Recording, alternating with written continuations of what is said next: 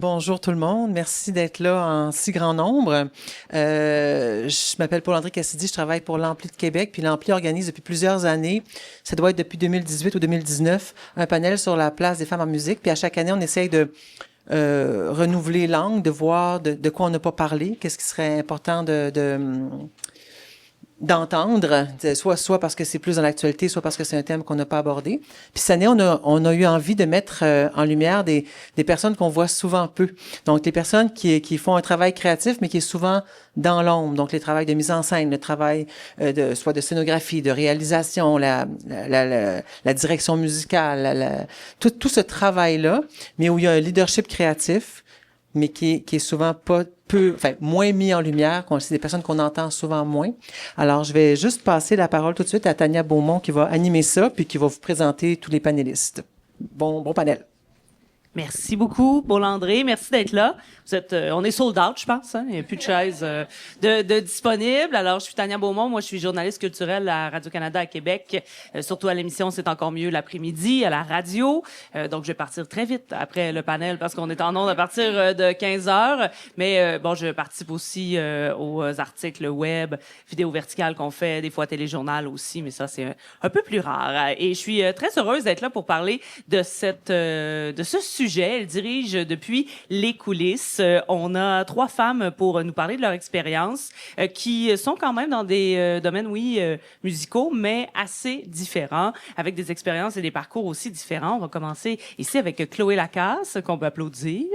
Oui, autrice, compositrice, interprète, mais aussi conceptrice sonore, qui fait de la mise en scène et aussi de la direction musicale. Bonjour Chloé. Salut. Merci d'être là. Ça fait plaisir.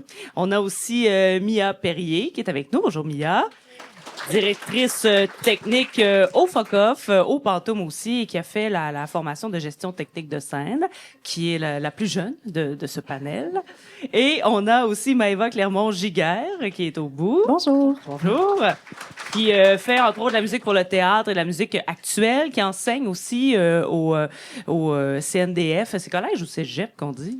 C'est un cégep, le C pour campus. C'est un collège niveau études collégiales. Voilà, j'étais habituée de dire CNDF, donc en musique, et fait de la réalisation d'albums aussi. Comment vous avez réagi quand on vous a approché pour vous dire on a envie encore, je veux dire encore, là, de parler de la place des femmes en coulisses en musique? Qu'est-ce que ça a résonné chez vous, cette question-là, ou du moins ce thème-là de panel?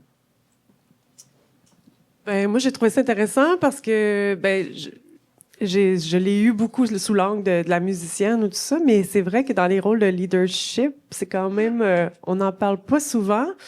Puis c'est encore relativement récent, c'est-à-dire que là, ça augmente, mais tu sais, ça augmente pas... il y en a encore peu quand même. Fait que je trouvais ça intéressant comme angle. Puis moi, c'est apparu dans ma vie plus récemment aussi dans les dernières années, puis ça prend de plus en plus de place, puis je découvre plein de facettes à ça que j'aime, puis qui me nourrissent aussi comme artiste, tu sais, fait que c'est intéressant comme angle.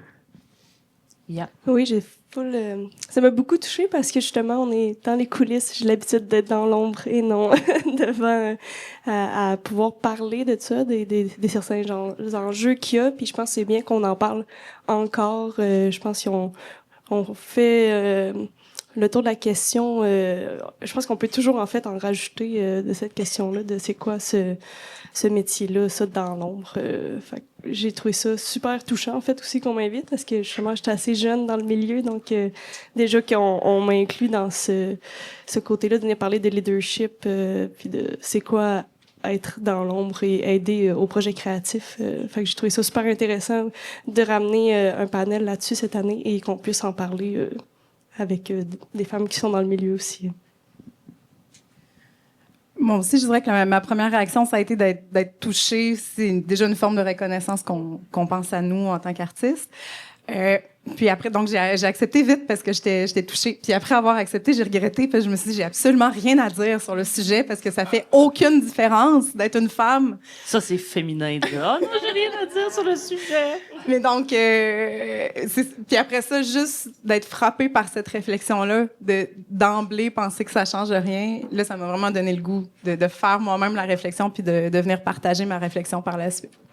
Ouais, ben on a peut-être cette impression que maintenant tout est égal et que ça va bien, puis ça change rien qu'on soit une femme ou un homme quand on fait notre travail. Mais finalement, il y en a une différence. Ben, moi, je pense que oui. En fait, c'est qu'on n'y pense pas. Dans ma pratique à tous les jours, je suis moi. J'ai pas l'impression d'amener une touche féminine. J'ai l'impression d'amener une touche Maëva dans les projets. C'est l'angle que j'aborde, c'est vraiment d'être moi. Mais au final, puis particulièrement, là, j'ai une anecdote où, pour rembarquer dans un projet, en prenant une marche, je réécoutais la session de travail, tu sais, la session de résidence de création puis de travail. Puis là, j'entendais les commentaires, j'entendais comment je réagissais, puis je me disais, oui, vraiment. Tu sais, vraiment, il y avait des commentaires qui auraient pas été dits de cette façon si j'avais pas été une femme en train de faire de la direction musicale, en train d'essayer de faire de la réalisation. Et moi, j'aurais probablement recadré différemment. Tu sais, les recadrages étaient toujours avec beaucoup de doigté et pas d'ego, si on peut dire. Là. Mais donc, oui, il y en a une différence. Il y en a une dans l'approche, il y en a une dans le doigté. Je crois qu'il y en a une dans la façon dont on a besoin d'être moins... Ben, moi, je sens que j'ai moins besoin d'être mise en lumière que certains collègues masculins. Disons-le comme ça, mais il y a une différence, je crois. Oui, il y a une différence. En tant que technicienne de scène qui fait un métier qu'on dit plus masculin, j'ai senti la différence, surtout en arrivant sur le marché du travail. À l'école, on le ressentait pas vraiment parce qu'on était une cohorte particulièrement égale, en fait. Là. On était autant de gars que de filles dans la cohorte. Et non, en arrivant sur le marché du travail, t'es rapidement... En tout cas, j'ai rapidement pogné un 2 minutes quand... c'est comme, OK, là, de me faire expliquer c'est quoi un speaker quand c'est ça que je fais dans la vie, puis comment le brancher, parce qu'on prend pour acquis que je connais pas nécessairement ça parce que je suis une jeune femme. Ça m'arrive quotidiennement. J'ai appris à vivre avec et je suis capable de répondre de façon très respectueuse à ces gens-là aussi. Mais non, en technique de scène, il y a une très... De moins en moins, par contre, qu'il y a une différence. Puis je pense que le truc aussi, c'est que... Ben moi, ce que j'ai fait, c'est que je me suis un peu éloignée de ces endroits-là où je sentais qu'il y avait une grosse différence. Donc, d'aller plus travailler dans des places où je la sens pas, cette différence-là. Ça a été comme un peu la solution pour moi, mais... Ouais, non, il y a une différence. Puis c'est de moins en moins pire, mais il y en a une. Puis je l'ai senti dès mes premiers contrats sur le marché du travail.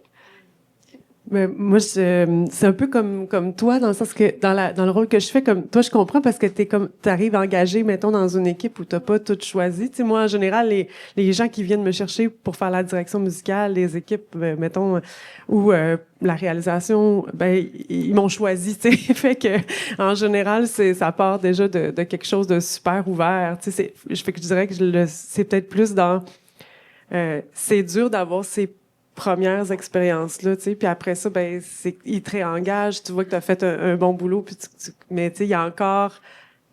Moi, je sens des fois que des grosses équipes vont avoir tendance à douter encore de donner des premières expériences aussi, des fois, à des femmes, parce que il y a ça aussi, c'est que il y a un moment donné où t'en as accumulé, fait que là, t'as fait tes preuves, mais il faut en accumuler. Il faut commencer quelque part, tu sais, pour en avoir accumulé. Puis des fois, je dirais que moi, c'est là que je sens qu'il y a encore un travail à faire, mais je dois dire que je le ressens pas beaucoup, moi, dans les équipes avec qui je travaille.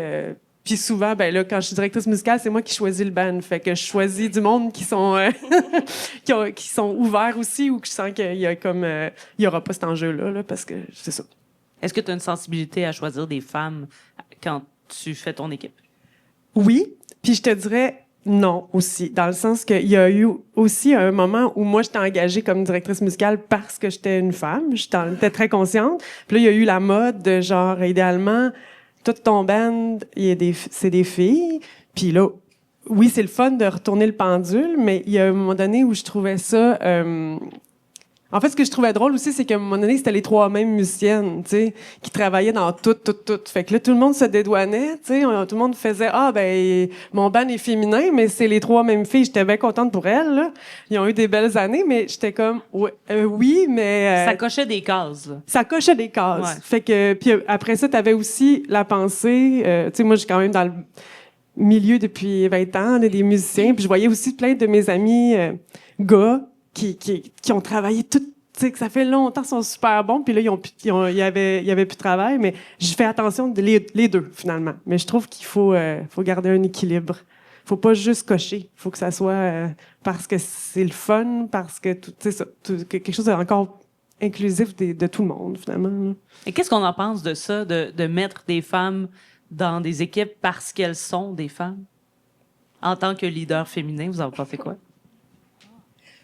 Ben, moi, je suis plutôt de l'avis de Chloé. Et en fait, moi aussi, là, je pense à mon projet plus musique actuelle, donc vraiment des interprètes. Je suis allée chercher l'interprète, je suis allée chercher la personne. Puis si moi-même, quand je suis sur un projet, j'ai pas l'impression d'amener la touche féminine, mais la touche Maëva, c'est la même chose pour mes collaborateurs. Je vais chercher le collaborateur qui m'intéresse, l'artiste qui m'intéresse.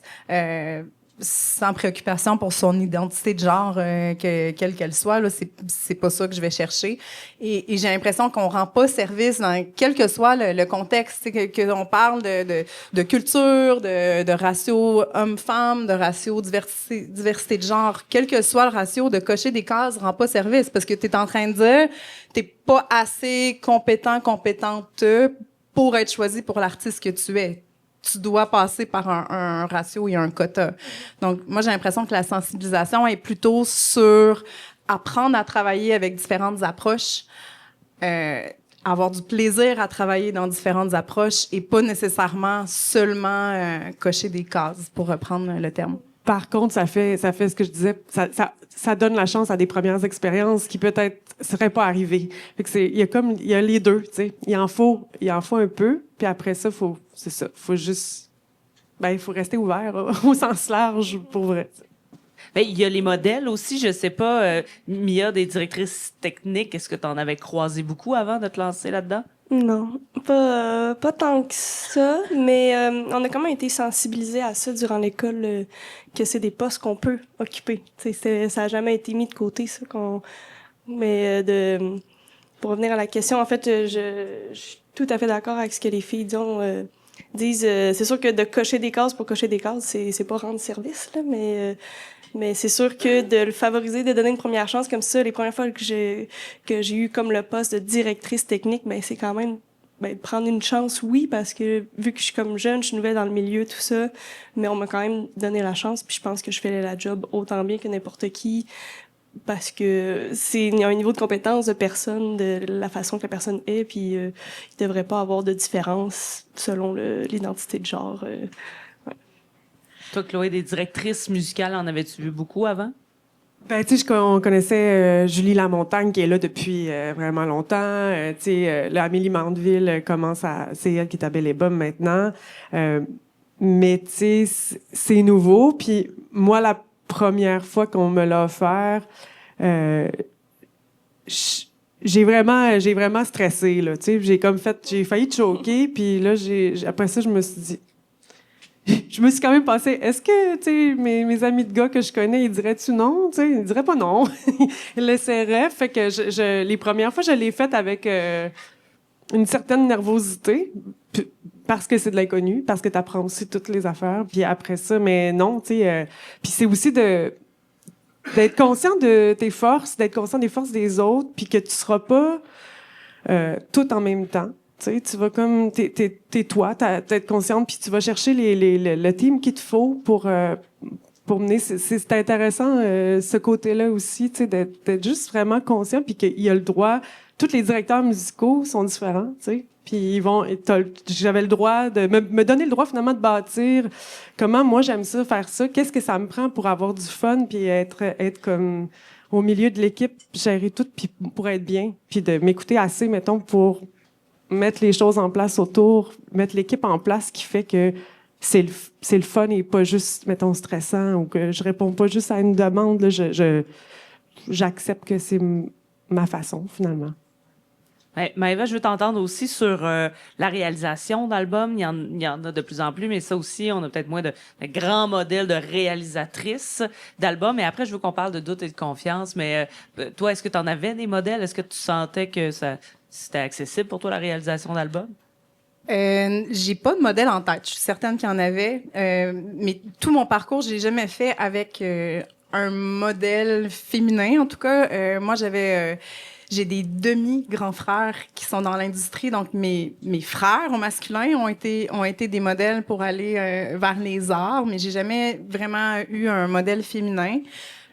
Pour aller vers la réalisation d'albums, il y a Jordan qui m'a aidée là-dedans pour une discussion, un café qu'on avait pris ensemble, qui me dit, ben finalement, sur ce projet-là, c'est de la réal que tu as fait. Donc, j'ai eu de la difficulté à me mettre le chapeau. J'ai fait de la réal avant d'être réal. Puis, une fois cette prise de confiance-là, et justement, un peu me dire, hey, il y a des gens avec plus de testostérone que moi. On va le nommer. Des fois, j'aime pas ça dire goffé, mais tu sais, qui vont prendre la drive différemment que moi, qui se seraient donné le titre avant même d'avoir fait leur première réalisation pour dire je suis ça, je veux faire ça. Moi, ça a été le chemin inversé. Hey, Colin, j'en ai fait. J'ai aimé ça. Puis je pense que j'étais bonne. Ah, OK. Je vais aller chercher d'autres expériences, d'autres projets. Donc, moi, je pense que le défi pour moi, c'est à ce niveau-là. C'est au niveau de l'identité puis d'endosser le chapeau. Mais une fois que je suis dans le projet, j'y pense pas du tout. Bon, là, on va essayer de régler quelque chose, là. C'est quoi notre problème, les femmes, avec la confiance? Avec le doute. C'est arrivé 2 fois, là, juste par rapport au panel. J'ai dit oui, puis après ça, je fais « Ah, mais là, qu'est-ce que je vais dire là-dessus? » Puis même chose pour direction musicale. J'ai failli choquer. C'est quoi notre problème avec la confiance? Ben là, j'ai l'impression... Je veux pas nommer un gros cliché. Ça va être un gros cliché un peu que je sais même pas si je suis en accord avec, mais ça m'avait fait réfléchir parce qu'il disait... Tu sais, je pense que les gars étaient plus habitués à se faire offrir des opportunités.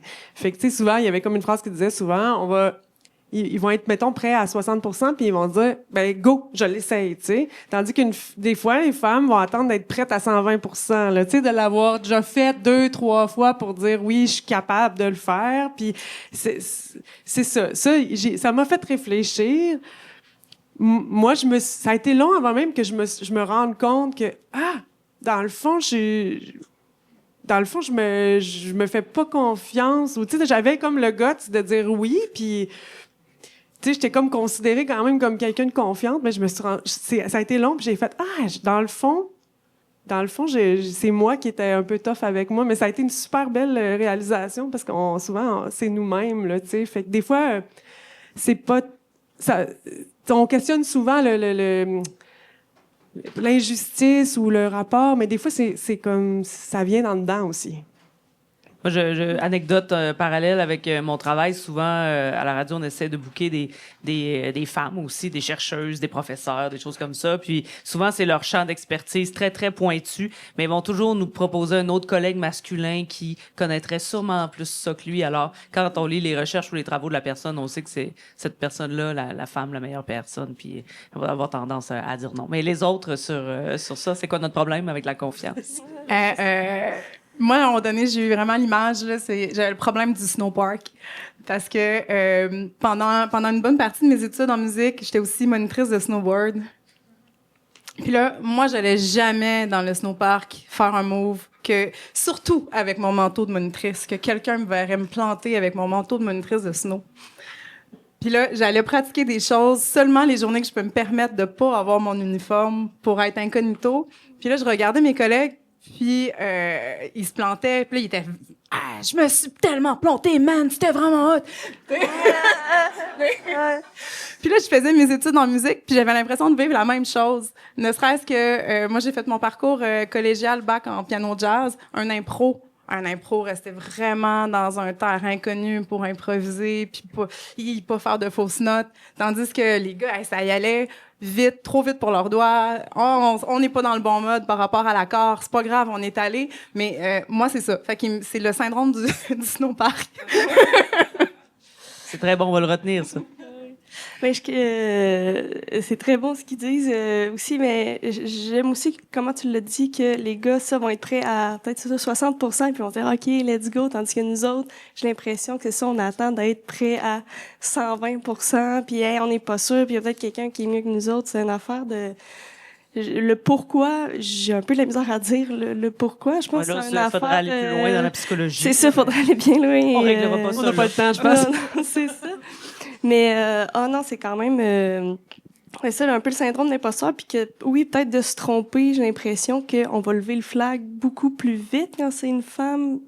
Je fais attention à tout ce que j'ai un peu, dans le sens où j'ai quand même vécu des expériences où j'ai une bonne anecdote où j'étais sur un gros montage au Centre Vidéotron, tout ça, puis là j'étais avec l'équipe de son qui que des hommes vraiment plus âgés que moi.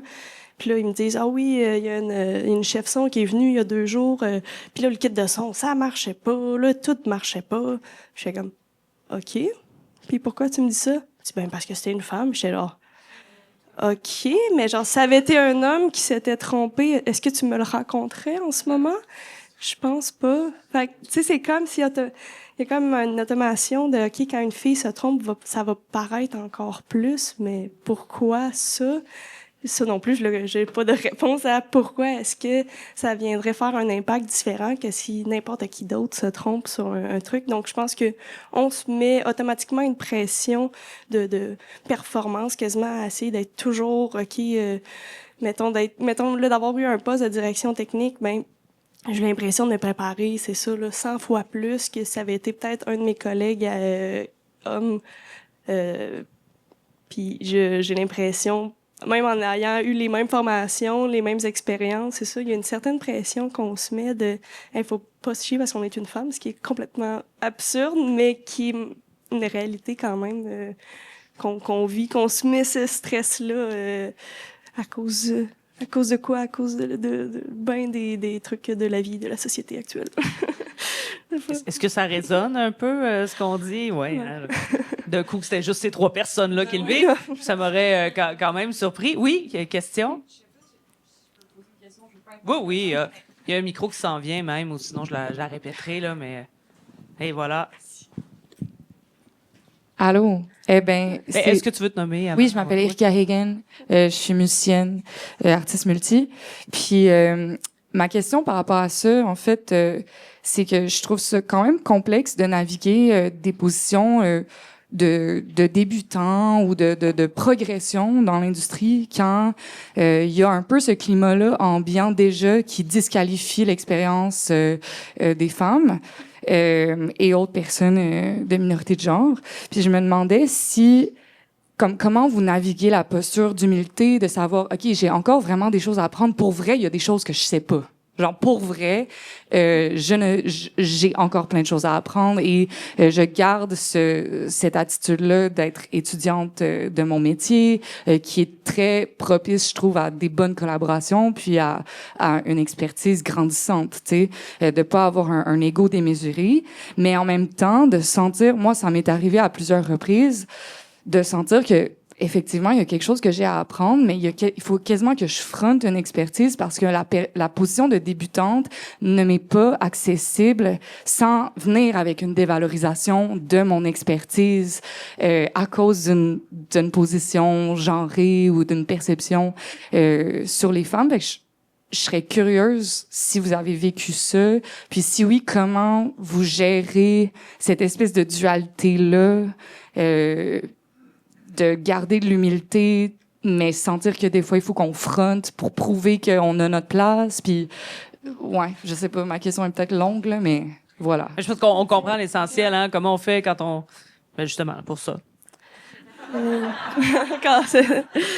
Ben, si je peux me lancer, moi, je me fais à croire que j'ai un trop de confiance.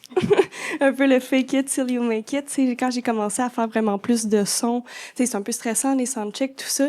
Puis je suis très stressante dedans, mais je vais jamais le montrer parce que je vais être sûre que mes artistes vont être confortables puis qu'ils vont pas ressentir ce stress-là. Donc, je me mets déjà un peu l'idée de j'ai trop de confiance, de qu'est-ce qui est ma confiance actuelle vraiment dans que je ressens. Fait que moi, ça a été un peu ça mon mécanisme. Je suis comme, oui, je vais tout le faire, il y a pas de trouble. Puis en dedans, c'est un peu... Ah, mais, fait que moi, je dirais que je navigue là-dedans de cette façon-là, puis ça fait que d'avoir cette confiance-là, puis de me dire que j'ai confiance, ben je prends confiance finalement. Ouais. Fait que c'est un peu ça ma technique. Puis, tu sais, je dirais, faut comme devenir, pas téflon froid, mais juste pas laisser toutes ces choses-là trop nous envahir, comme donner de l'importance mettons, quelqu'un qui te renvoie quelque chose, tu sais, il faut comme focusser, il faut comme nourrir son feu, je dirais. C'est comme l'affaire la plus importante. Puis souvent, on va comme... Moi, je dois dire, j'ai eu la chance d'avoir vite des gangs de musiciens autour de moi, de ça, super bienveillants, là, tu sais, qui m'ont comme vraiment... je me suis jamais sentie à l'écart, au contraire, ils m'ont comme amenée. Mais aussi, je pense que je le voyais, je me mettais pas dans cette position-là. C'est comme important de garder... puis c'est beau, ce moment-là d'apprentissage. Puis des fois, mettons, moi, maintenant, je coach beaucoup des plus jeunes. Puis ceux qui ça va le mieux, c'est quand ils restent justement ouverts, tu sais, puis qu'ils se lancent. Quand on se met à trop se protéger, c'est dangereux parce que là, on perd aussi la chance de s'améliorer puis de se cogner le nez. Il faut se cogner le nez, mais il faut comme se cogner le nez dans des environnements bienveillants, en fait. Mais il faut faire attention à pas devenir défensif trop, je pense. Ouais. Moi, je pense que c'est une peur que j'ai beaucoup eue de avoir un trop gros ego ou avoir l'air trop sûr de moi. Et je pense que c'est en fait parce que c'est quelque chose qui m'énerve vraiment chez les autres.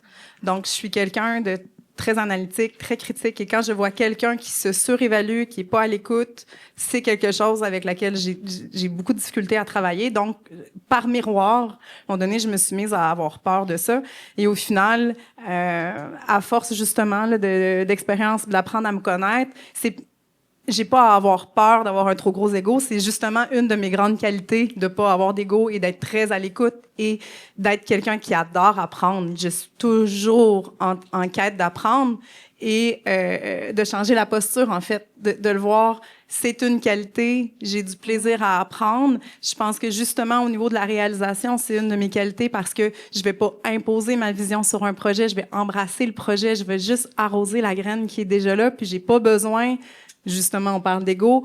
J'ai pas besoin que ça soit mon étampe dessus. Je suis passée par là, puis ça va paraître. Puis, tu sais, j'ai mon odeur là, de phéromone qui passe. Donc, j'ai pas besoin de ça. Et donc, au lieu d'en avoir peur, de plutôt réaliser que c'est ma force et que c'est ce que j'amène de plus dans un projet.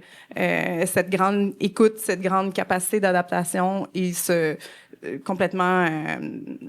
pas besoin d'avoir le spotlight sur moi, en fait. Là. Ça me donne envie de rebondir. Tu sais, moi, j'ai pas une personnalité. Tu sais que t'es beaucoup comme musicienne, mais tu sais, je fais toujours la joke. Tu sais, mettons, je vais sortir un album dans 2 semaines, tu peux me foutre dans un 5 à 7 de PR, puis tu sais, il y a personne qui va savoir que, genre, tu sais, je veux dire, je suis vraiment terrible. Je suis quand même réservée de nature, tu sais. Puis longtemps, des fois, je me tapais sur la tête, puis j'avais l'impression que c'était comme 2 choses qui allaient pas ensemble. Puis en réalité, là, ça fait 20 ans, fait que il y a un recul, puis tu me rends compte, non, en fait, j'ai une carrière qui arrête pas de gros fleurir, puis qui me ressemble, tu sais, puis que dans le fond, il y a tous les chemins. Des fois, il y a des choses qui ressortent, puis on a l'impression que c'est juste ce genre de personnalité-là, ce genre. Puis en fait, non. Tu sais, c'est comme si plus c'est authentique, plus tu vas trouver un chemin qui te ressemble, puis peut-être dans lequel tu vas être bien aussi, mais c'est peut-être pas celui comme qui est montré, puis qu'on a l'impression que c'est juste l'avenue possible. Là, il y en a d'autres, fait que c'est ça. Puis c'est vrai que, comme tu dis, dans des rôles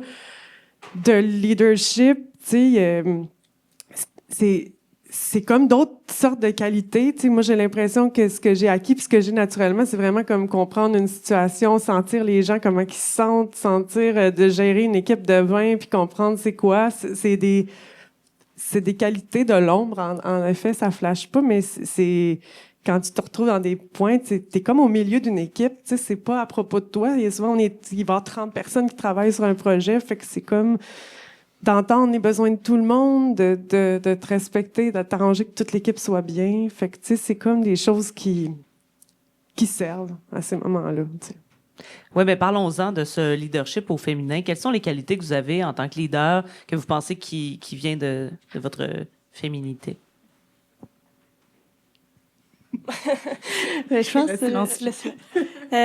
une écoute et une empathie, j'ai envie de dire, tu sais, d'être capable de se mettre à la place de tout le monde, d'écouter leurs besoins, d'en discuter de ces besoins-là, comment est-ce qu'on peut j'ai l'impression c'est peut-être un côté plus féminin, du moins d'être vraiment plus, c'est ça, à l'écoute puis empathique de ton équipe de travail, des gens avec qui t'es entouré, là. En tout cas, c'est comme ça que tu te sens quand toi, tu gères tes équipes techniques. Là. Oui, c'est sûr. Je vais toujours être... le côté, on a envie de dire maman, là, de s'assurer, hey, t'as-tu mangé, t'as-tu bu de l'eau, t'as-tu pris ta pause? Je pense que ça a quand même ce côté-là, j'ai envie de dire le côté féminin là, que je peux remettre pour ça. Moi, j'ai l'impression que, paradoxalement, d'avoir justement, bon, je pense que je vais avoir nommé le mot ego 40 fois aujourd'hui, mais d'être moins en train de mettre l'ego de l'avant, c'est aussi accepter d'explorer. Accepter d'explorer, c'est accepter l'inconnu. Puis accepter l'inconnu, c'est avoir moins d'anxiété. Donc, je trouve que dans des projets, dans des situations de leadership, je serai pas déstabilisée quand ça prendra pas l'angle que je pensais que ça allait prendre. Donc, plus ouverte sur certaines possibilités. Et en mode créatif, c'est vraiment génial. Pour amener un projet plus loin, quand tu embarques dans un projet puis que tu penses que tu t'en vas à l'est, puis que finalement, il y a quelque chose qui émerge qui fait en sorte que tu t'en vas à l'ouest, c'est vraiment trippant. Ça peut être anxiogène parce que c'était pas ce qui avait été planifié. Et là, à ce niveau-là, moi, je suis très forte. Je vais pas vivre d'anxiété. Je vais être capable d'amener toute l'équipe. Je vais être capable justement d'avoir de l'empathie pour l'anxiété des autres et vraiment de servir le projet et non servir le point d'arrivée qu'on s'était donné au départ. Ce qui est vraiment une nuance importante. Et ça, je pense que je le vois pas juste chez moi, là, je le vois chez beaucoup de femmes. Je pense que c'est quelque chose qu'on a dîné, de prendre la situation telle qu'elle est puis d'en faire ce qu'il y a à faire avec ce qui est là maintenant. Puis peut-être, moi, j'ai parlé de direction musicale, mais mettons, en mise en scène, moi, j'aime beaucoup... j'adore ça, là. Plus j'en fais, plus j'adore ça. Puis je me rends compte que la façon que je travaille, on va comme aller vraiment dans le... Je vais comme poser beaucoup de questions pour comprendre le fond des tunes. Ça vient d'où? Ça vient quoi? On va essayer de trouver une façon de mettre l'unicité de la personne vraiment en lumière. Puis souvent, ça va finir par pas démontrer ce dont on a parlé, mais d'oser aller, je dirais, dans la profondeur, là, puis dans l'ouverture, la fragilité de l'artiste aussi, là, tu sais, dans un travail comme ça, là, où après ça, il peut se garder une réserve, là, tu sais, puis ça peut se transmettre au public d'une autre manière ou plus subtile, mais peut-être arriver à parler plus l'artiste, à ouvrir des zones. Ça, je trouve ça le fun. Puis j'ai l'impression que le fait féminin aide beaucoup dans ça. Bien, on a parlé du positif d'être une femme, du négatif aussi, entre autres, manque de confiance. Comment vous vivez les situations? Entre autres, Mia, tu nous en racontais le fameux mansplaining, mais des fois, il y a aussi d'autres femmes qui font pas confiance à d'autres femmes en position de leadership. Comment vous les vivez, mais surtout, comment vous réagissez à ce genre de commentaires-là ou de réactions-là quand quelqu'un doute de vous parce que vous êtes une femme? Moi, je pense que je suis meilleure avec le temps. Mais j'ai appris pas le téflon, mais c'est juste de pas accorder. Ça me fait sourire maintenant, tu sais, comme un peu, OK, mais tu sais, faut choisir sur quoi on focus. Puis, ceci dit, il peut y avoir des critiques légitimes là aussi. Faut comme c'est garder ouvert. Tu sais, c'est pas parce que je suis une femme ou c'est parce que j'ai une critique à prendre constructive là. Tu sais, c'est toujours se demander ça, mais essayer, puis je dirais plus on prend de l'expérience, puis moins ça arrive aussi parce que c'est ça, les équipes sont, on dirait que une chose en amène une autre, tu sais, puis c'est ça. En général, les équipes qui ont choisi une femme à la tête, ben c'est du monde qui sont pas dans cette confrontation-là à la base aussi. Moi, je pense que je suis encore en apprentissage de c'est quoi la bonne technique. Mais mettons, au début, ça venait beaucoup me chercher. Puis, je le ramenais à la maison même de ce feeling-là de « Voyons, on est là. » Puis là, je chialais. Puis j'ai appris à vraiment lâcher prise là-dessus parce qu'après ça, Je veux dire, ça sert à rien de dépenser de l'énergie dans des situations comme ça. Puis j'ai appris ça à vraiment, c'est ça, lâcher prise là-dessus. Puis dans tous les cas de ces situations-là que je vis quotidiennement, je le sais qu'au fond, il n'y a jamais c'est jamais de la méchanceté. C'est vraiment de l'ignorance, en fait, je pense. Quand il y a des commentaires comme ça, c'est vraiment juste, c'est ça, j'ai envie de dire ça, des bonhommes qui ont eu cette éducation-là de ça, monter des gros stages, puis là, il y a une petite jeune fille, puis là, on va lui dire comment faire parce qu'on veut être gentleman puis l'aider, mais c'est vraiment pas pour être méchant, c'est juste un peu de façon très maladroite, là, qui le font. Fait que ça, j'ai vraiment appris à travers les années, c'est ça, à lâcher prise puis de dire comme, ben, il a été maladroit de dire ça. J'ai des fois ça, j'ose dire comme, hey, as-tu réalisé ce que tu viens me dire? Des fois, je réussis à le faire. Des fois, ça vient trop me chercher puis je décide de juste comme, hey, je passerai pas ma journée à chiller avec toi de toute façon. Fait que je vais pouvoir continuer ma vie malgré tes commentaires. Donc, ça reste un apprentissage aussi. Là. Mais t'as raison que c'est différent, parce que je trouve que les maladresses, c'est différent. Les maladresses, tu peux faire comme... Tu sais, je trouve que ça sert à rien de perdre l'énergie. Par contre, quand c'est vrai, quand c'est réel, je pense que c'est important de aussi faire comme... Non. Tu sais, comme, vous ne passerez pas. Il y a comme, mais tu sais, il faut comme choisir le moment pour le faire. Là. Quand c'est une réelle mauvaise intention, tout ça, je pense que c'est important. C'est de le nommer puis de leur faire comprendre que ça se fait pas. En fait. Et ils réagissent comment quand tu les confrontes, disons, avec ça? Il y en a que ça peut choquer, des petits bonhommes, quand je dis... quand j'ai dit, ben non, je sais c'est quoi un speaker, j'ai étudié 3 ans pour... c'est ça que je fais dans la vie, comme du son, puis des spectacles, tout ça. Fait qu'il y en a que ça peut choquer, puis il y en a qui vont tomber un peu en mode défensif, de « Ah, ben non, c'est pas ça, c'est une joke, c'est pas ça que je voulais dire. » Fait que ça varie assez, mais c'est ça, j'arrête de perdre de l'énergie là-dessus. C'est ce que j'ai appris à travers mes dernières années. Moi, je dirais que ça dépend de ma posture. On dirait que quand je travaille sur le projet des autres, je me sens comme investie d'une mission, là, mais il y a rien qui va nuire au projet. Donc, j'ai vraiment des échanges avec des ingénieurs de son en tête, là, puis c'est comme, non, c'est pas parce que je sais pas le terme, c'est parce que je sais exactement ce que je veux. Puis oui, là, des fois, je vais même faire exprès de parler dans un jargon plus technique. Puis...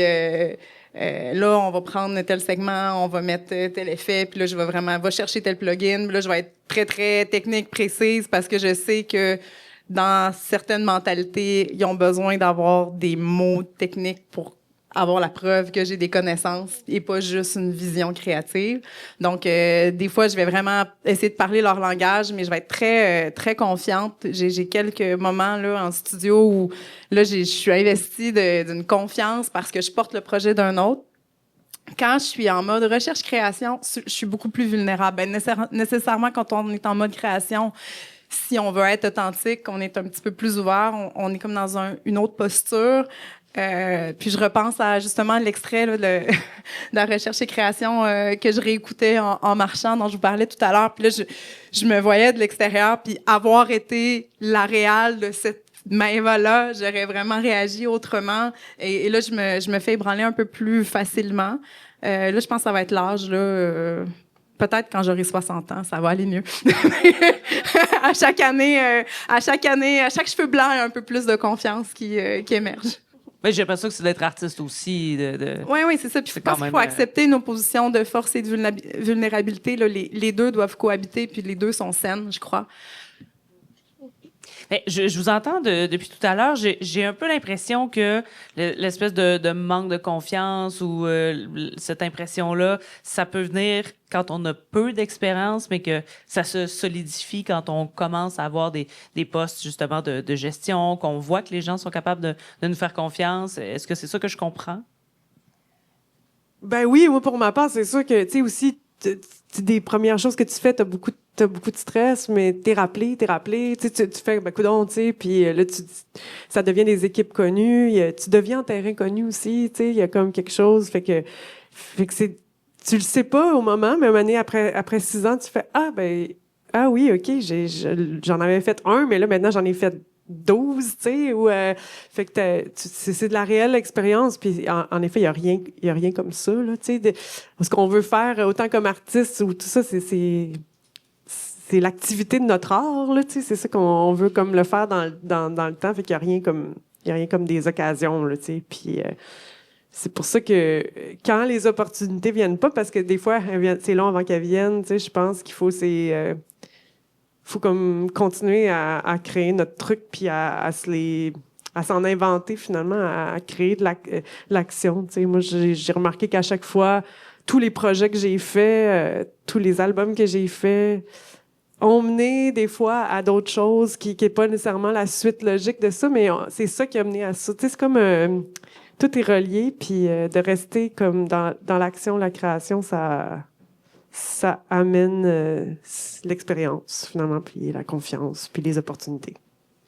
Moi, je pense qu'il n'y a pas que l'expérience, mais il y a aussi d'amener le milieu en général, toute identité de genre confondue, à être en contact avec la diversité de travail, la diversité de méthodes de travail, d'apprendre à ce que, oui, telle personne peut inspirer confiance parce que elle s'en va en ligne droite puis qu'elle utilise des termes techniques, mais que telle personne peut aussi être très compétente et en confiance, même si on est plus dans un langage créatif. Donc, j'aime pas ça utiliser juste femme. Je sais que c'est le thème du panel. Je fais vraiment attention à l'identité de genre là.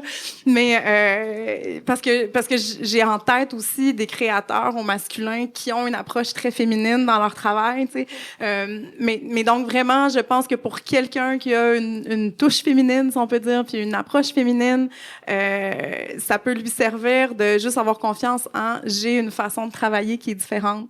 Et je pense que si quelqu'un arrivait je sais pas moi, d'une autre culture, se dire mais c'est comme ça dans ma culture, puis je vous amène la richesse de ma culture, mais je pense que c'est un peu ça qu'il faut voir. T'sais, dans mon monde à moi, dans ma façon de travailler, c'est comme ça culturellement parlant. C'est peut-être un choc pour toi, mais donc c'est ça. Donc je pense que c'est pas que l'expérience, c'est vraiment d'accepter que c'est une différence culturelle, en fait, dans la façon de voir les choses, dans la façon d'avoir envie de l'idée un projet.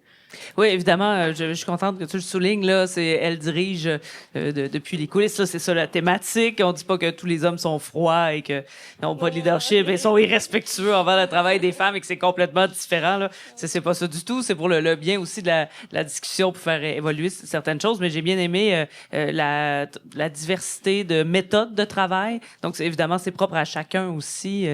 Juste pour être sûr là, qu'on est un peu dans le plus général et que chaque personne a sa façon de travailler. J'aimerais ça justement aussi qu'on aborde quelque chose de peut-être plus féminin, la maternité. Comment vous l'avez vécu, en tout cas pour Chloé, pour Maëva aussi, là, dans votre carrière? Comment ça a été perçu? Est-ce qu'il y a eu des enjeux par rapport au fait que vous avez porté un bébé? Oh oui. Oh oui. Oui. Mais je dirais, par exemple, c'est ça qui m'a aussi donné plus d'expérience dans tout ce qu'on vient de nommer. Tu sais, plus de mise en scène, plus de direction musicale, parce que moi qui faisais surtout mes projets artistiques et musicienne accompagnatrice sur stage, là, moi, ce que ça m'a fait, un bébé, ça m'a donné vraiment moins le goût de partir de la maison pour n'importe quelle condition, n'importe quelle heure. Disons que tes priorités changent complètement. Il y a comme des choses que tu faisais avant que c'est le fun, mais que là, ça a plus de sens de faire ça. Fait que ça a changé aussi. Ça m'a fait développer. Ah, mais ça, j'aime ça. Ça correspond plus à en ce moment. En tout cas, en ce moment, parce qu'elle est encore jeune enfant. Mais ça m'a comme... ça m'a fait découvrir ça. Mais c'est aussi à cause du fait que c'est difficile. Il y a quand même peu d'aide comme musicienne tourneuse, mettons, et maman. Là, tu sais, je dirais que c'est un casse-tête de chaque semaine, et surtout dans mon cas, puisque mon chum est musicien aussi accompagnateur. Là, les deux, on fait ça. Fait que les deux, on a des horaires complètement atypiques et pas de gardien, tu sais, très, très pas de nounou, souvent. là. Non, c'est ça. Mais, tu sais, c'est sûr que il y aurait place à créer plus d'aide pour les femmes, pour les mères qui veulent continuer à vraiment dans ce mode-là, parce que la société n'est pas construite autour de notre réalité puis de nos horaires, là, tu sais. Mais ça amène aussi des changements, des choses, ça a ouvert des portes que j'aurais pas pensé ouvrir, que j'aime vraiment beaucoup aussi. Fait que, tu sais, c'est ça. Donc, t'as pas l'impression de manquer des choses? Non, mais j'ai l'impression de devoir faire... les choix sont très différents, puis ça va prendre beaucoup plus. Tu sais, des fois, il y avait la joke là, pour participer à un projet, c'est l'équipe, le projet, l'argent. Tu sais, il faut que tu en aies 2 des 3, là, tu sais, mais là, avec ça, c'est comme, je dirais que c'est encore... Il y a comme encore plus de... il y a comme encore plus de cases, puis t'en veux 4 sur 5, ou je sais pas, ça prend... il faut que tu... Ça te fait comme tout réorganiser, tu sais, ton échelle d'importance. Fait que ça a eu beaucoup... ça a quand même eu beaucoup d'impact. Puis en même temps, ben, je vois que c'est mouvant, tu sais, dans le sens que là, pendant un certain temps, j'avais vraiment moins le goût de tourner. Là, je sens que ça se peut plus, ça recommence. On y va, tu sais, c'est comme... ça va bouger selon la réalité, je pense. Mais j'entends aussi que ça va pas te...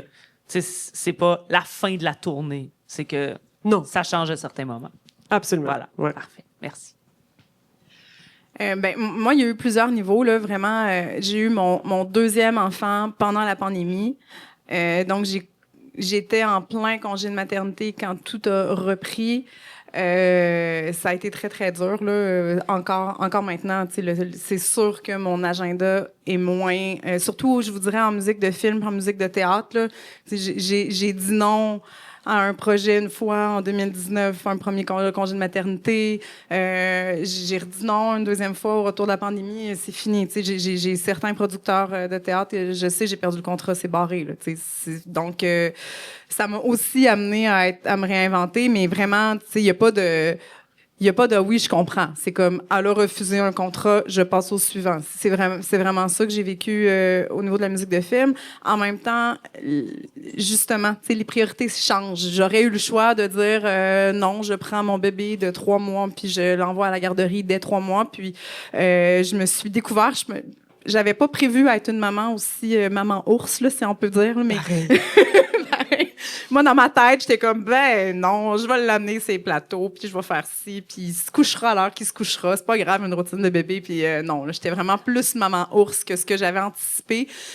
Mais donc, je l'ai complètement assumé. C'est sûr que merci CNDF, là, à ce niveau-là, d'avoir un emploi dans le milieu de la musique plus stable m'a permis de faire des choix. Mon ratio enseignement-contrat à mon compte a changé durant cette période-là. C'est sûr que moi, ça m'a sauvée, là. Ça m'a donné une grande chance d'avoir eu une palette diversifiée de revenus. Mais oui, ça fait une différence. Moi, j'ai eu la chance d'avoir une maman qui est ici dans la salle, mais une maman qui avait un restaurant avec un horaire atypique et qui m'amenait chez le comptable, chez le banquier, dans le sous-sol du restaurant pour closer son resto, etc., etc. Donc, je fais la même chose avec mes gars. Je les amène en studio, je les amène en répète, je les amène quand c'est possible puis quand ça nuira pas au projet. Mais oui, ça change les choses, c'est certain. Mia, est-ce que tu veux parler sur ce sujet-là? Là, je veux pas t'imposer rien. Là. J'ai pas... Mais non, c'est ça. ouais. Mais je sais pas si t'as envie, mais sinon, c'est pas grave. Mais j'ai beaucoup d'admiration, en fait, pour ces femmes qui ont des enfants et continuent ce travail-là, puis qui le font, que ça affectera pas directement leur performance, leur travail. Je trouve ça m'a toujours impressionné de voir ça, puis c'est beaucoup d'admiration envers ces femmes-là. Donc, mais c'est quand même positif aussi. Je veux juste pas laisser sur on change tout puis on fait plus de musique. Tu sais, moi j'ai fait je pense dans les plus gros projets que j'ai fait depuis que ma fille est née. Tu sais, puis c'est ça. Tout est possible. C'est juste que ça brasse parce que moi j'étais une musicienne, tu sais, depuis toujours qui était focusée complètement là-dessus. En fait, ça fait juste comme il y a d'autres choses qui viennent prendre des importances majeures que tu n'avais pas vu venir, là, tu sais, qui viennent prendre... c'est ça. Mais c'est beau, tu sais. Ça t'empêche pas de faire plein d'affaires. ouais, puis c'est beau de voir jongler tout ça, justement, je trouve que les femmes ont cette force-là de jongler avec ce côté maternité-là, mais en plus de tous les enjeux qu'on parle depuis tantôt, d'avoir cette pression-là c'est ça, de confiance, d'ego, tout ça, en plus de devoir être la maman, puis en plus de devoir être musicienne, réalisatrice, je trouve que les femmes ont vraiment une force à ce niveau-là de jongler avec ça, puis que ça paraisse pas du tout. C'est pour ça que les femmes comme si de rien n'était. à la direction, c'est ça aussi. Tu sais, dans le fond, c'est dans des postes de direction, c'est que tu jongles avec plein de choses, puis ça revient vraiment à ce que tu dis. Puis c'est vrai que depuis la nuit des temps, comme tu dis, les femmes ont été habituées d'accepter ce qui est, des fois dans des conditions un peu injustes de notre vision moderne, mettons, tu sais, ou très difficiles, mais je pense que ça a créé une façon de penser qui, comme tu dis, qui jongle avec beaucoup d'éléments, tu sais. Puis, pour rebondir, là, ça m'a donné un flash, mais je peux dire que mon efficacité a changé. Tu sais, là, c'est comme, OK, ça, c'est pas besoin de passer 4 heures là-dessus. On gère ça après, on gère ça. Ça change vraiment l'ordre de priorité, la façon dont ton cerveau fonctionne, puis on gagne très clairement en perspective et en efficacité quand on rentre sur des projets. Ça, c'est certain. Oui, puis tu te rends compte que tu en faisais peut-être trop avant. Tu sais, on revient à tantôt, là, des fois, la confiance de toujours en faire 120%, là, tu sais, puis dans le fond, peut-être qu'avant, je mettais 5 heures sur une affaire, mais en fait, en mettant une bien concentrée, ça revient au même niveau ça perd pas en qualité, c'est ça, exactement. Fait que ça te fait réfléchir aussi sur à quel point on se mettait une pression d'en faire un peu trop, finalement. N'hésitez pas encore, si vous avez des questions. Oui? On t'apporte un micro, ce sera pas long.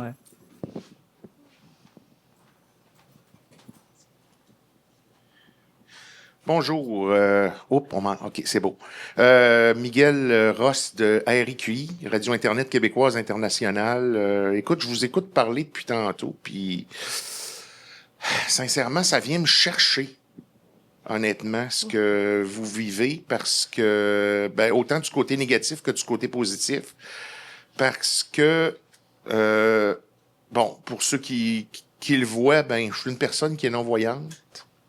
Et puis, je me sens à peu près au même niveau que vous autres, en quelque part. Parce que, juste pour faire une histoire courte, rapide, dans mon travail actuel, je travaille pour la SQI, la Société québécoise des infrastructures. Je travaille pour le gouvernement en tant que programmeur sur les solutions nuagiques, infonuagiques. Et puis, les gens sont portés à me mettre plus dans un coin, sur une tablette, plutôt que de me faire travailler. Puis il faut quasiment que je quémande mon travail pour être capable de... Fait que, par rapport à ce qui se dit sur le sujet actuel, moi, je suis arrivé à la réflexion suivante. Je pense que, peu importe les études qu'on fait, on a tous le même cerveau humain. Pourquoi que on n'est pas capable de laisser passer les personnes telles que telles, étant donné que le cerveau reste le cerveau, là? Je veux dire, l'intelligence reste la même intelligence, là. Oui, on parlait tout à l'heure d'ouverture aux méthodes de travail, aux personnes. Là, on s'arrête ici au sexe, finalement, d'être une femme ou non là-dessus. Je pense que ça revient aussi à une certaine... oui, merci pour la question. À une certaine anxiété. On parlait, tu sais, tu parlais de maladroitesse envers les hommes. Il y a aussi une anxiété de vivre quelque chose de différent dans l'équipe de travail, une anxiété que le travail soit pas bien fait, une anxiété que ce soit fait différemment. Donc, aussitôt qu'on est confronté à de la diversité, je pense qu'une équipe de travail peut vivre une anxiété. Si c'est une femme qui lit le projet, ce sera pas pareil. Si c'est une personne en situation de handicap, si c'est quelqu'un qui a une autre culture, qui a une autre langue, quelle que soit la diversité, les gens de l'équipe, les gens de l'entourage peuvent vivre une certaine anxiété. Donc, je pense que c'est une question d'éducation, une question d'être en contact avec de plus en plus de diversité aussi. Oui, puis de laisser parole à ces gens-là aussi. Je trouve que c'est vraiment important. Justement, pour qu'on travaille de plus en plus avec la diversité, il faut que la diversité puisse avoir leur place aussi. Ouais. Chloé, quelque chose à rajouter? Ben oui, puis souvent dans le monde du travail, c'est là où c'est le pire, parce que là, tout le monde se met dans une espèce de mentalité de productivité selon ce qu'il pense qui va être productif. Puis là, on en vient avec justement toutes les différences. Ben c'est ça, ça vient trigger dans le fond une anxiété ou quelque chose, un inconnu en fait. Il faut qu'on soit meilleur avec l'inconnu, l'humain. C'est ça. Mais, est-ce que vous avez l'impression que c'est peut-être propre au milieu du spectacle, de la musique, ou que dans tous les domaines, on peut vivre ce genre de situation-là aussi? Alors, moi, j'ai des amis en pub, là, ça a l'air encore pire. Je pense que c'est quand même généralisé. Puis probablement qu'est-ce qu'on vit, nous, en musique et comme femmes, ça serait probablement ça dans d'autres choses, et même pire dans bien des milieux, probablement. Là. Mais Ceci dit, ça existe, puis on en parle, mais je continue à dire que personnellement, sur mon parcours, j'ai pas senti ça. J'ai vécu beaucoup de portes aussi, puis de gens qui me disent viens-t'en faire ça, puis qui, tu sais, fait qu'il y a les deux, fait que je pense qu'au bout du compte, faut veiller notre feu. Oui, je pense que le milieu de la musique ont quand même une ouverture parce que reste que c'est des artistes. Donc, je pense qu'il y a déjà une ouverture qui est assez bien. Donc, j'ose croire que dans d'autres milieux, qu'il n'y a pas cette ouverture-là, c'est peut-être encore plus flagrant la différence. C'est sûr que c'est ça, plus dans le côté créatif, je trouve qu'il y a une plus grande ouverture que comparé, mettons, dans le niveau technique. Mais ça, il y a de plus en plus d'ouverture aussi, qui est une très bonne nouvelle, selon moi, là, que ça évolue depuis quelques années, je trouve, cette ouverture-là. Là. D'accord avec tout. D'accord avec tout. Mais c'est sûr qu'idéalement, on aimerait ça que l'Ampli soit plus obligé de faire des panels sur les femmes en général et que tout le monde soit égaux et qu'on soit heureux. Pour Landré, est-ce qu'on a, je sais pas, on est rendu où dans le temps? Est-ce qu'il y a d'autres gens qui ont des questions? Est-ce que vous avez envie de discuter, d'ouvrir quelque chose? Vous livrer? Commentaires, témoignages? Oui. Soit, veux-tu... Je vais passer le micro. On s'approche. Ou sinon le mien?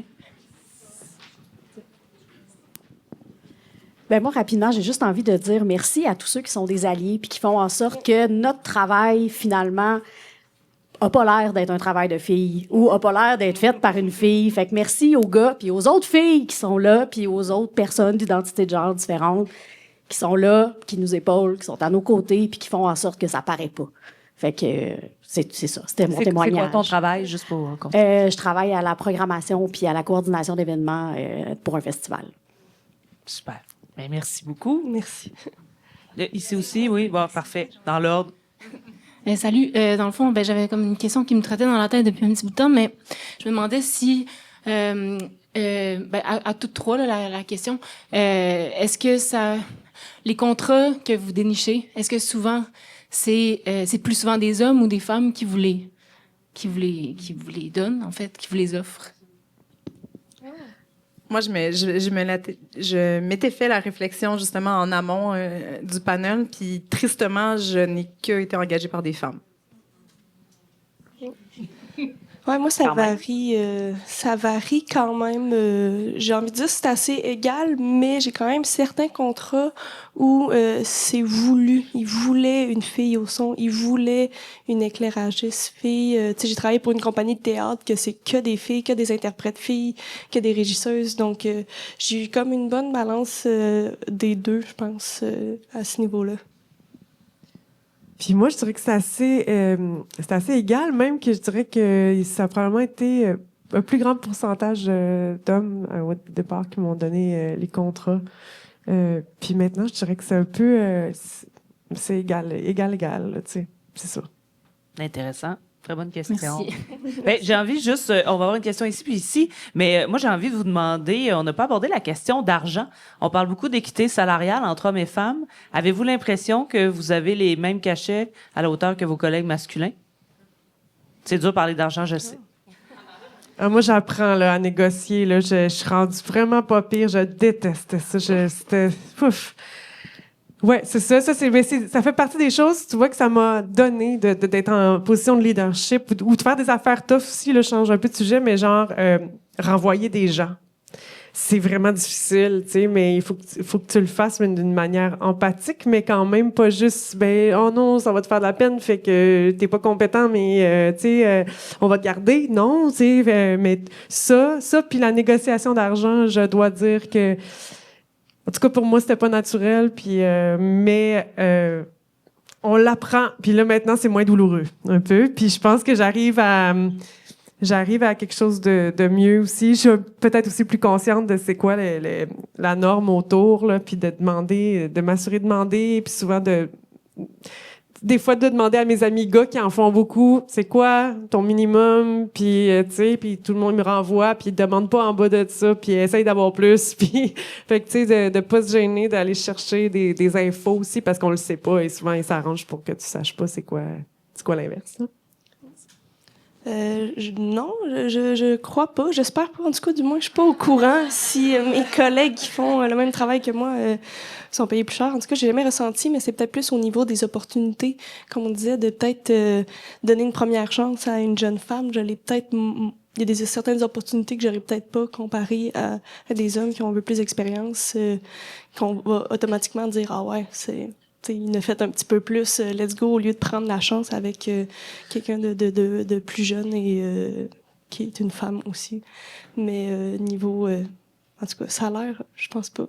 J'espère pas. Je le souhaite. Moi, c'est un peu comme Chloé, je te dirais, c'est la négociation qui est pas forte.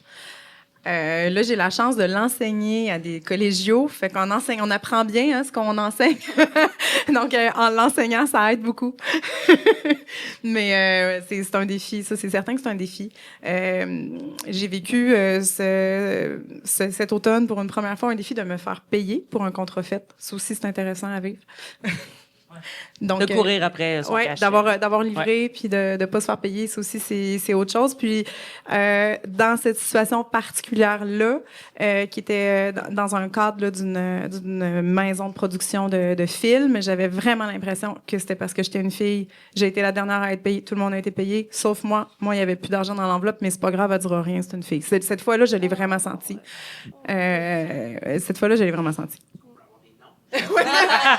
Parce que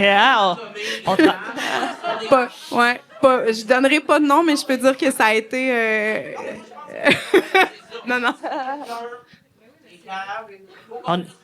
On n'ira pas travailler pour eux après. Ouais. Voilà. Mais j'ai eu la chance d'avoir un grand frère avocat qui a vraiment dit comme je suis l'avocat de et j'appelle et je vous poursuis et ça s'est rendu là pour que j'aie mon argent. Aïe. Ça, je pense que ce serait l'histoire d'un autre panel. Comment courir après son argent? Je vous laisse ça pour l'an prochain. Alors, on était rendu... oui, voilà. Non? Ah, OK, je pensais que tu avais une question. Oui, ben c'est un commentaire. Vous avez terminé tout à l'heure en disant... ce serait bien qu'éventuellement on n'ait plus besoin d'en parler de ces enjeux-là. Je voulais juste dire que je pense que c'est une utopie à laquelle il faut résister parce qu'il existe énormément encore d'angles morts sur la question du genre. Et en fait, le genre, c'est une construction sociale et on est tous responsables de la déconstruire collectivement. Puis tant qu'on ne l'abordera pas de front, puis qu'on n'abordera pas ce qui reste encore dans l'ombre, on n'a pas beaucoup parlé des personnes de la diversité de genre dans l'industrie, mais il y en a, j'en suis. Et moi, j'ai pas attendu qu'on me fasse de la place, qu'on me choisisse. J'ai pris le pouvoir. J'ai cofondé une entreprise avec une autre personne trans. Je pense que c'est important qu'on en parle dans des environnements comme ça. Donc, peut-être proposition de futur panel pour le FOCOF. Patrick, es-tu là?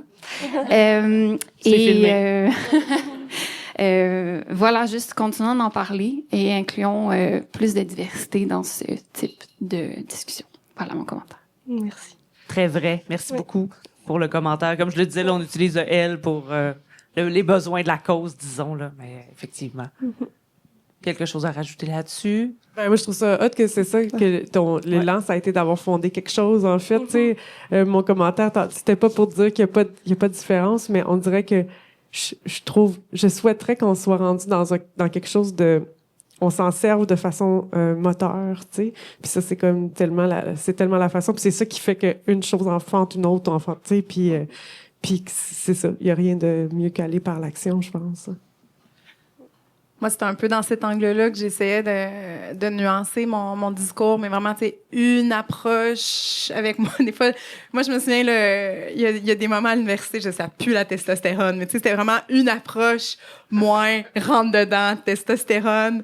J'ai des collègues avec une identité de genre masculine qui vont avoir une approche beaucoup plus côté féminine, là. Mais je pense que on parle vraiment en termes de diversité d'approche. Oui, il y a des connotations. Il y a je reviens aussi avec mon image du skatepark. Il y a celui qui accepte de se planter devant tout le monde, puis il y a celui qui va se perfectionner dans l'ombre pour arriver parfait. C'est deux approches différentes qui ont leur place, je crois, les deux, mais qui peuvent cohabiter de façon plus saine et plus fluide si on est confronté plus souvent à ces approches-là. Ben, Mia, j'ai peut-être une question un peu plus personnelle. Encore là, tu réponds ou pas. Tu sais, est-ce qu'on a l'impression que pour être une femme dans ce milieu technique-là, il faut que tu sois comme one of the boys? Tu sais, est-ce que c'est comme quelque chose qu'on t'accole, qui est pas nécessaire non plus? Non, je pense pas. Mais il y a un certain surplus d'ego à avoir dans certaines situations. J'ai envie de dire, comme des fois je dois un peu trop show off que je suis capable de le prendre un speaker dans mes mains puis de montrer que je suis forte puis que je suis capable de le prendre le speaker.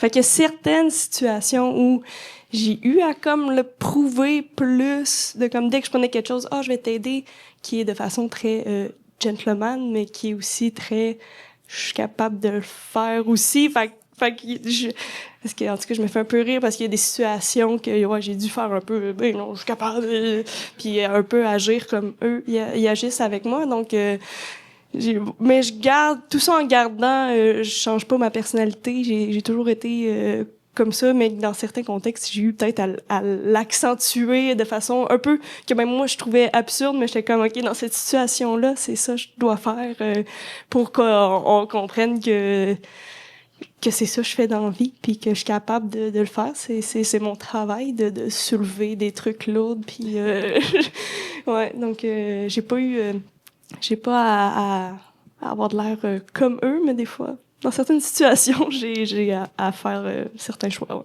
Tu pousses un peu, là. Ouais, on pousse un peu.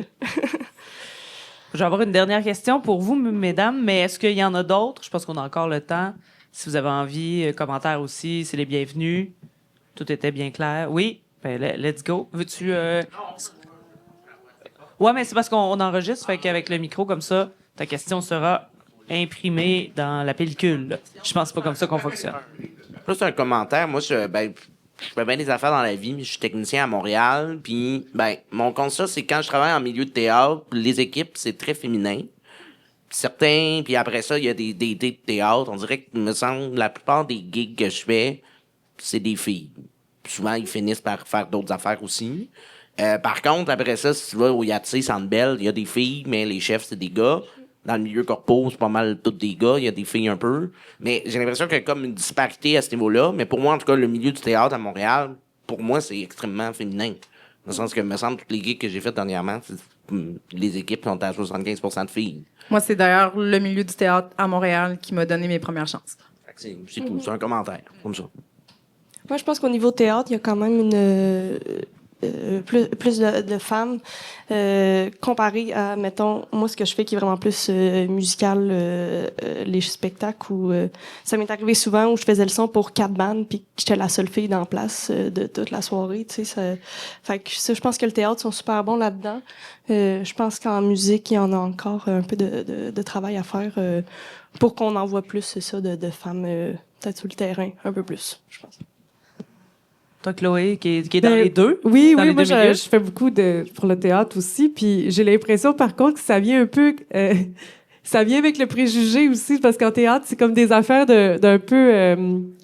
c'est plus de réflexion, c'est comme ça va demander plus de sensibilité, puis là, d'un sens, on va prendre plus de filles, tu sais, mais dans le fond, tu sais, ça pourrait être des hommes qui auraient cette sensibilité-là, mais c'est important qu'il l'ait. Mais j'ai l'impression que c'est à cause de ça qu'il y a plus de femmes, puis que dans quelque chose d'un peu plus, tu sais, comme technicien, juste efficacité, mais là, on est encore dans... C'est des habitudes, hein, c'est ça. Fait que, tu sais, à force... Puis c'est vrai que ça change. Je te dis, tu sais, mettons, moi, sur les stages, comme musicienne, là, il y a comme 15 ans, c'était rare, là. C'était rare des femmes tech. Puis maintenant, c'est vraiment rare qu'il n'y en a pas, tu sais.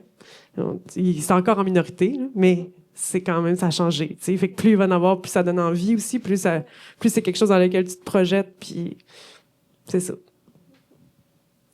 Dernière chance pour une question. Commentaire? Ouais. Allô, je suis pas dans le milieu de la musique, du cinéma, mais peu importe. Moi, juste à penser que j'allais prendre le micro, mon cœur bat, là. C'est vraiment difficile de parler devant un public. Puis là, je l'ai fait probablement à cause du sujet, du panel, puis de la composition de la salle, soit dit en passant. Et c'était pas du skateboard pour ma part, c'était du snowboard. J'attendais qu'il y ait plus personne devant le Big Air avant d'y aller. Et donc, on se nuit probablement à nous-mêmes parce qu'on dans notre amélioration. Par contre, c'est pas ça le but que je voulais dire. Quand on parle d'avoir le feu, puis de devoir y aller, puis de fonder sa propre entreprise, puis de reprendre le pouvoir, je vous admire. Je vous admire, mais c'est pas tout le monde qui va en arriver à faire ça parce que c'est comme apprendre à devenir un super human, puis de faire un immense travail sur sa personne, que tu vas peut-être prendre une vie pour le faire en psychothérapie, tu sais, de gagner cette confiance-là. Puis, c'est pas tout le monde qui a à faire ce travail-là individuellement, mais c'est aussi, on peut se le dire, puis se minder, puis essayer de tendre vers ça, puis c'est ce que je fais aussi consciemment. Fait que de penser à la base du travail ou les méthodes de travail, je trouvais ça aussi super intéressant et de oublier en tout cas toutes les ben je dis pas que quand on parlait de visibilité puis caser des trucs, puis là on est dans la diffusion puis dans le monde qui chaîne, puis c'est pour ça qu'il y a juste 3 femmes qui refaisaient tout le temps les mêmes gigs de guitare, parce que pourquoi il y en a pas beaucoup, tu sais, pourquoi en tout cas bref, excusez là, je me perds dans ma pensée, ça aussi ça aide pas, mais moi aussi, des fois, on peut se dire, ah, c'est plate, ces personnes-là m'ont engagée parce que je suis une femme.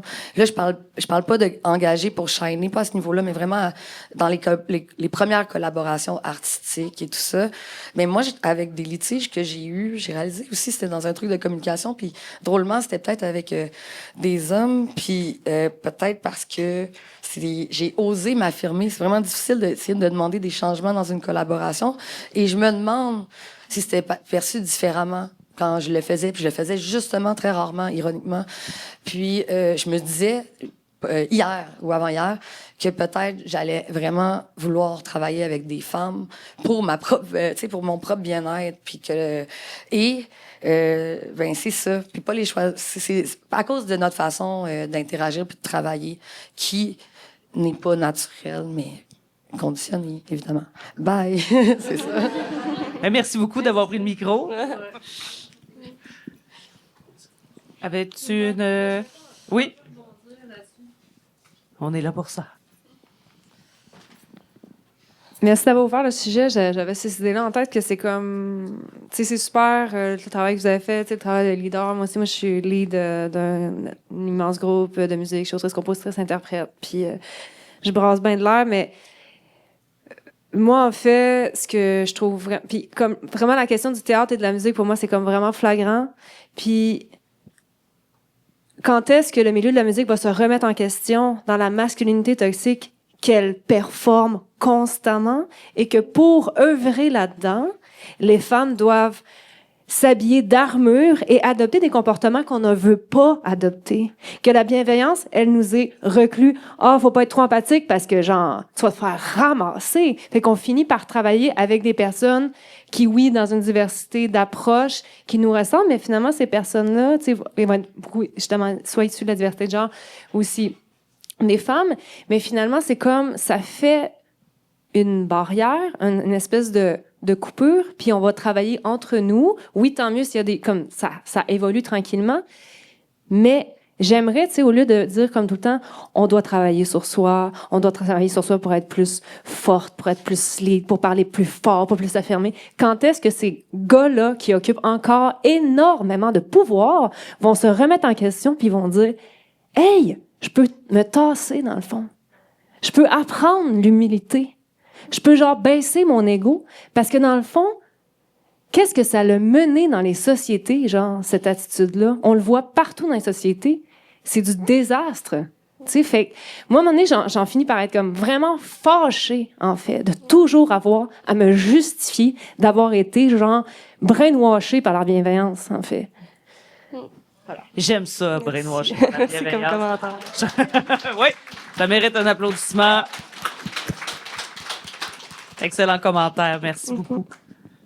Envie de rajouter quelque chose là-dessus? Moi, c'est sûr, j'ai envie de rajouter quelque chose là-dessus parce que moi, je suis maman de 2 garçons. Donc, c'est sûr que moi, je suis en minorité continuellement. Une chance que mon chat est féminin parce que, parce que je suis hétéro avec un homme qui est père de mes enfants, 2 garçons à la maison. Mais j'y pense beaucoup à ce combat-là. Donc, j'essaie de l'amener dans la façon dont j'élève mes garçons, la façon dont je confronte mon chum dans sa paternité puis dans sa façon d'éduquer mes garçons. J'ai la chance d'avoir un rôle de prof, fait que j'essaie de l'amener dans ma façon d'enseigner. Je pense que pour certaines personnes, il y a moyen de semer des graines, mais ça peut être très tard dans un parcours pour changer complètement une mentalité. Fait que c'est juste d'être confronté un peu plus là où c'est vraiment possible. Je pense que c'est dans ce qui émerge, puis je pense qu'on a nos rôles à jouer quand on devient parent, on a nos rôles à jouer quand on peut être un modèle pour quelqu'un, quand on a une tribune pour parler, mais c'est ça. Mais moi, je suis ultra confrontée à ça. C'est comment élever des garçons en 2025. On pourrait faire un autre panel là-dessus. On a tout un événement en parallèle qui se passe ici aujourd'hui, là. Puis moi, je rebondirais parce que l'affaire, tu l'as soulevé, mais tu sais, le truc, parce que c'est moi qui l'ai nommé le veiller le feu, puis je suis consciente que, dans le sens que c'est pas de se partir non plus tout le temps des compagnies, puis de se faire des burn-out, puis de tout le porter sur nous, parce que c'est comme un chemin aussi pour ça. C'est comme, mon angle, c'est justement de veiller à notre bien-être en premier, de se servir de la colère, mettons, tu sais, mais d'une manière, justement, où elle te fuel, toi, tu sais, et non pas comme... parce qu'on n'a pas... je trouve que la façon, des fois, qu'on a le plus de contrôle sur le reste, c'est finalement, à force de nous continuer à être... à suivre notre chemin, tu sais, ça finit par faire des petits, puis c'est ça, puis se servir de tout, c'est de la colère, c'est de la colère. Puis continuer à être, tu sais, juste ça. Oui, c'est ça. Puis il y a des bouts qu'on a l'impression que ça sert à rien, mais il y a comme des moments aussi où tu te revires, puis tu fais « Ah non, ça, comme tu dis, ça sème des graines, puis c'est pas vrai, ça a changé. » Puis dans le fond, le même milieu que je connaissais il y a 10 ans, il change un peu, c'est juste vraiment là. Ouais, c'est là, mais ça évolue quand même. Il y a quand même une différence, je trouve. Ça fait, mettons, 4 ans que je suis sortie de l'école, puis je l'ai déjà senti un peu qu'on l'accepte un peu plus, notre place, puis justement de pas avoir qu'on puisse parler, qu'on puisse être, qu'on ait qu'on ait la chance justement de pouvoir en parler, puis il faut en parler plus, puis il faut que ça change, parce qu'il y a quand même des trucs qui est problématique encore, qui est très toxique, j'ai envie de dire, dans le milieu de la musique, dans lequel que je suis plus, là, dans la technique de la musique. Mais c'est ça, c'est quand même important de le faire, puis il faut continuer à le faire, parce que moi, des fois, je me rends compte de tous ces enjeux-là, puis ça me stresse, mais je suis comme, mais je vais continuer à faire du son, parce que j'en connais pas de filles de son, puis je vais continuer à en faire, puis si je peux en motiver à en faire, je vais même les aider. C'est comme, je pense que je prends un peu cette mission-là, puis je veux vraiment le pousser, puis je veux vraiment que les gens sachent que c'est possible de faire ces métiers-là, puis faut continuer à en faire pour influencer les prochaines générations à vouloir en faire, et pour changer justement ce monde-là qui est en constante évolution, mais dans le bon sens. Je peux-tu faire une mini... oui, vas-y. Mais je voulais comme faire le lien entre ton intervention puis l'intervention que vous avez fait ici. Puis, tu sais, vous disiez, c'est pas tout le monde qui va avoir le feu nécessairement, puis la drive, qui va vouloir se battre. Et c'est un peu ça que quand je t'ai coupé, mais être. On peut-tu juste accepter d'être, puis d'amener notre énergie à nous, sans tout le temps être obligé de se mettre dans des cases, mais juste être. Puis je pense que Il y en a probablement qui ont pas le goût de défoncer des murs, puis qui ont pas le goût de porter un message, puis c'est correct. On peut avoir notre place dans la vie qu'on a le goût d'être.